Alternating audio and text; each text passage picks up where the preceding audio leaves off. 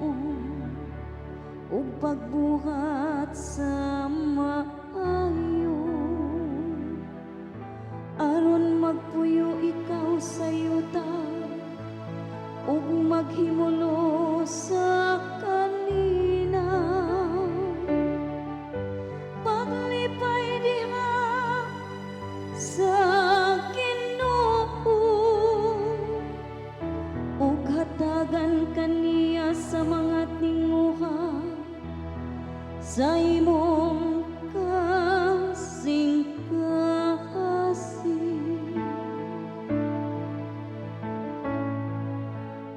Ang kaluwasan sa mataron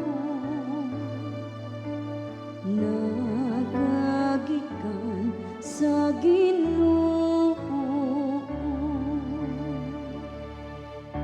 Ang Ginoo nagabantay sa mga kinabuhi sa mataron. Ang ilang kabiling nagalungtad sa kahangturan. Ang mga lakang sa tawo likunon sa Ginoo ug giuyunan niya ang iyang dahalan.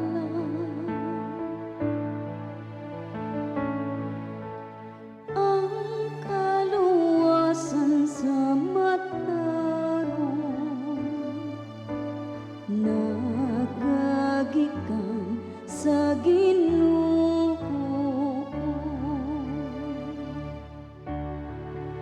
Talikdi ang dautan ug buhata ang maayo,